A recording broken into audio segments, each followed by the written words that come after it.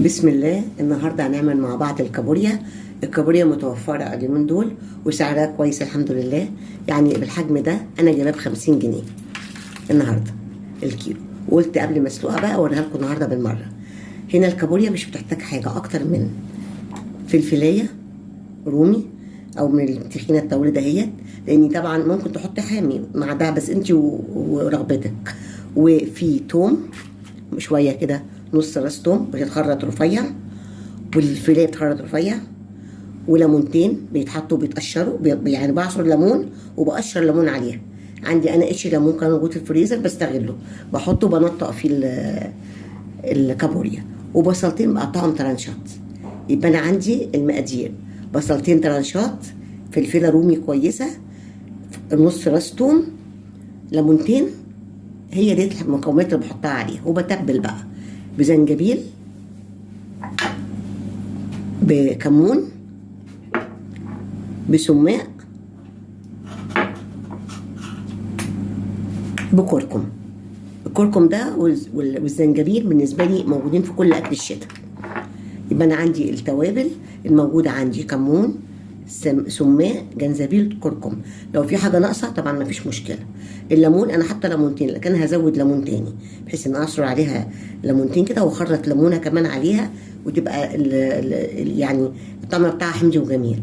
انا دلوقتي هبتدي احط الكابوريا هنا في الحله، حله كده متوسطه، احط فيها الكابوريا واقطع عليها كل الكلام ده كله واوريه لكم وانا بعمله. بسم الله. احط الكابوريا بسم الله ما شاء الله، يعني فعلا سعرها جميل وما شاء الله حلوه قوي قوي وفريش. بسم الله الرحمن الرحيم.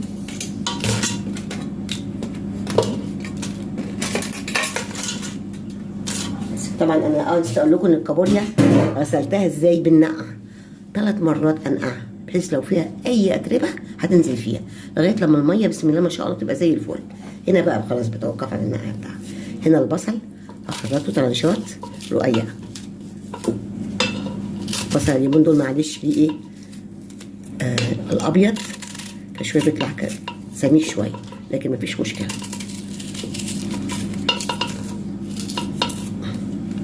بصله كمان عشان ده بيدي طعم للشوربه بتاعته.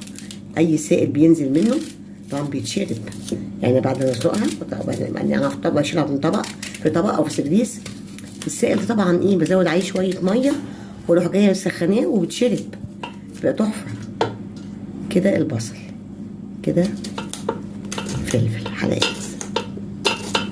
الحاجات دي كلها بتتاكل يا جماعه، مش معموله بس يعني ديكور، لا لا لا، بتتاكل. كل ده بيتاكل. لو عندك شويه رز ابيض كده تضيفيهم عليه وانت بتاكلي تحفه. تاخدي الحاجات دي وتضيفيها على الرز الابيض في منتهى الجمال. كل ده بيتاكل. وعندي الثوم، يعني هخرطه كبير مش هخرطه صغير كده، كبير.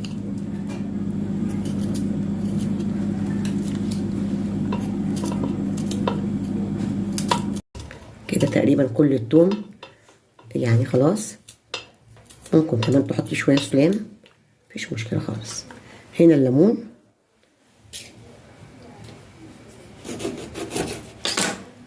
هعصر واحده كده بسم الله الرحمن الرحيم، وارمي قشرها في قلب الحله.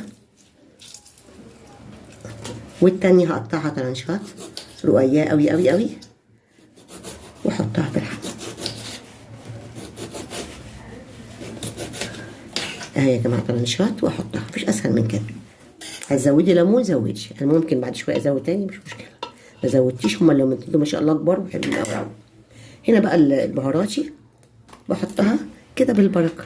كركم، كركم ده طبعا اجمل حاجه للصحه ما نستغناش عنه ابدا بصراحه. الزنجبيل نفس الوضع، نحطه في كل حاجتنا وبكميات وفيره. وهنا الكمون شويه حلوين. وهنا السماق، وممكن احط كمان فلفل اسمر شويه كمان، مش هيقول لا. شويه سماق حلوين كده اهو. ده كمان بيبقى بديل لليمون، يعني ايه بيدي كده مزازه، بيخلي الحاجه جميله وبيضيع اي زفاره. وشويه فلفل اسمر زي احنا متعودين، وشويه ملح،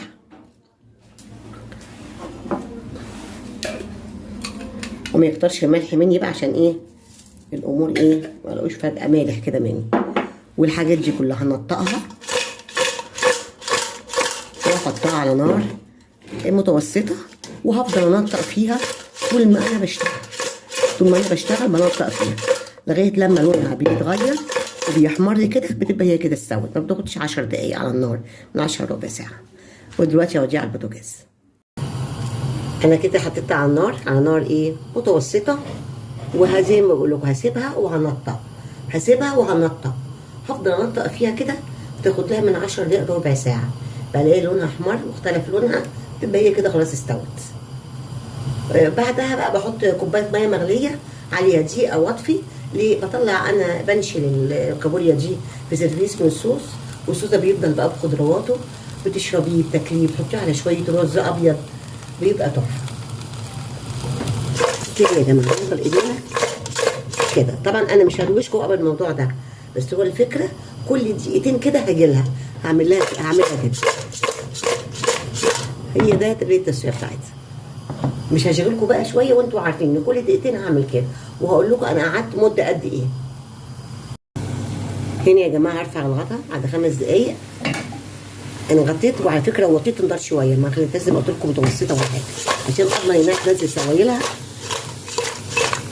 ويعني استفيد بالايه بالبخار اللي طالع منها ده يسويها. فايه غطيت وهغطي تاني وهسيبها تاني. اهو يا جماعه اشيل الغطا. ال5 دقايق التانيين تقريبا فاتوا، او اشوف كده بالساعه قد ايه. بسم الله الرحمن الرحيم. سخن خلي عليا معلش. هنقطع تمام كده، حمرت وبقت تمام كده تمام. اشوف بالظبط خدت 10 دقايق ولا خدت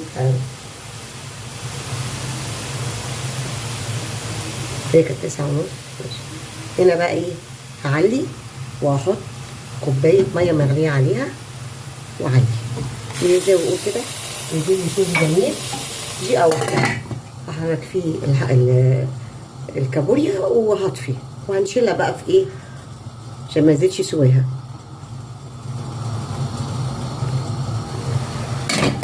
يا جماعه بسم الله الرحمن الرحيم. تمام ريحتها جميله جدا.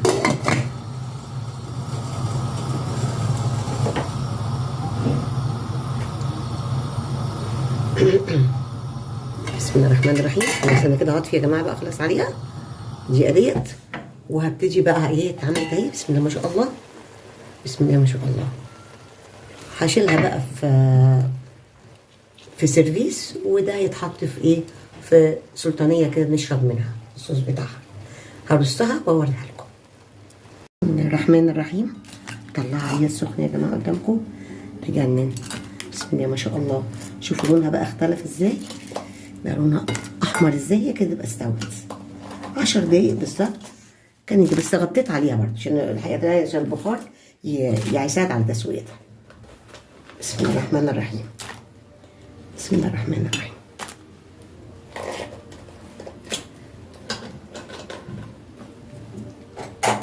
سخنة. بسم الله الرحمن الرحيم. اللهم قنا عذاب النار، اللهم ادخلنا الجنة يا رب. طبعا النهارده احنا مش اذكركم بقناتنا اوفر اكله. دايما بحب اجيب حاجات معتدله في السعر ومسليه وتسعدنا وكنا تسعد كل الاسره. يعني كل الاسره لما تاكل النهارده الاكله دي هتبقى مبسوطه وفرحانه. وهو 50 جنيه في ارقام كبيره جدا، مش لازم نتجه ناحيتها كده. حلوين قوي قوي. وناكل كلنا كابوريا النهارده، وصحه وهنا يا رب عليكم وعلينا وعلى الجميع. ودلوقتي بقى انا هحط طبق الخضروات الجميل ده بالشوربه دي، واوريكم شكله عامل ازاي. كده بصب شويه صوص كده عليهم اللي هو كان طلع منها اهو بالخضار. الصوص يجنن يجنن يجنن يا جماعه، حلو جدا. ممكن والله نزوده عن كده، يبقى مش ده كده مركز برضو. يعني الكوبايه دي نخليها مركز جدا، ممكن نحط اكتر ويبقى نفس الطعم الجميل. انا كده بصب عليه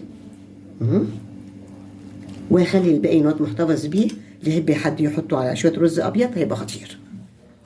وان شاء الله تجربوها وتعجبكم، وهي فعلا جميله. وصحه وانا عليكم وعلينا يا رب. والسلام عليكم. مع اوفر اكله دايما افتكروني.